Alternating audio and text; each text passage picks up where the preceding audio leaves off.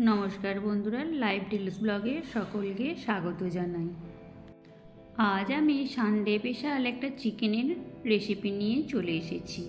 तबे चलुन एई नतून स्वादेर चिकेनटा आमी किभाबे रान्ना करछि देखे निई। आमी एखाने 1 केजी परिमाण चिकेन नियेछि। मैरिनेट करे नेब।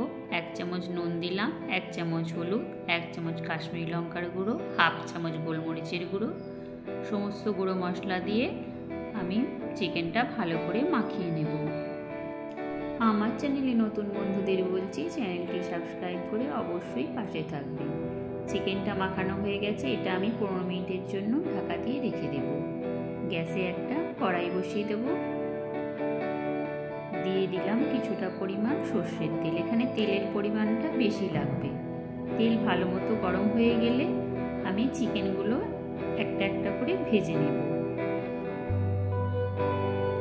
एखाने चिकेनटा बेशी लाल करे भाजार दरकार नेই, हालका सोनाली रंग धरा पर्यन्त आमरा भेजे नेब।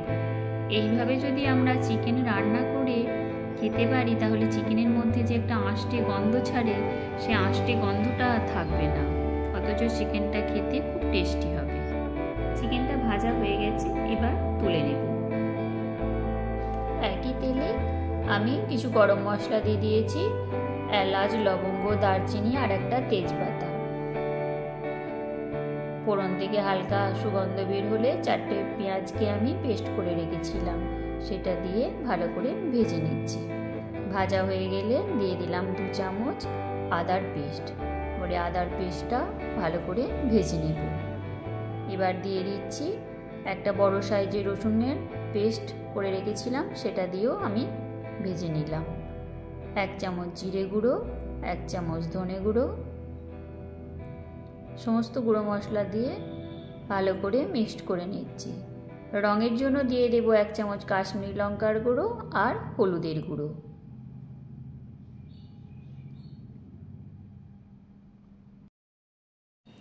সমস্ত মশলা ভালো করে কষিয়ে নেব।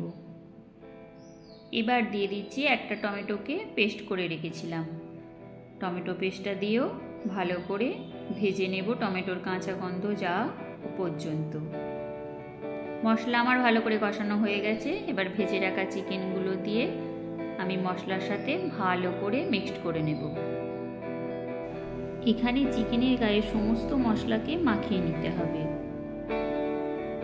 এরপর আমি চিকেনটা মিনিট 2 মতো ঢাকা দিয়ে দিয়েছিলাম। ঢাকনা উঠিয়ে আবারও ভালো করে মাংসটা আমি কষিয়ে নেব। দিয়ে দেব কিছুটা পরিমাণ লবণ। লবণটা দেবার পর ভালো করে চিকেনের সাথে মাখিয়ে নিচ্ছি। চিকেনটা আমি ঢাকনা দিয়ে কষিয়ে নেব ভালো করে। ঢাকনা দিয়ে চিকেন কষালে খুব ভালো তার টেস্ট হয়। চিকেনটা আমার ঢাকনা দিয়ে কষানো হয়ে গেছে, তেল ছেড়ে গেছে। আমি এই পর্যায়ে 2 কাপ পরিমাণ গরম জল দিয়ে দেব। আপনারা আপনাদের জলের পরিমাণ মতো দেবেন, তবে এটা বেশি জল দিলে খেতে ভালো টেস্ট হয় না। এবার আমি ঢাকা দিয়ে দিচ্ছি মিনিট 10 মতো। মিনিট 10 পর ফিরে এসে দেখলাম আমার চিকেনটা হয়ে গেছে। আমি এবার 4টে কাঁচা লঙ্কা দিয়ে দেব। কাঁচা লঙ্কাগুলো গোটাই দেব।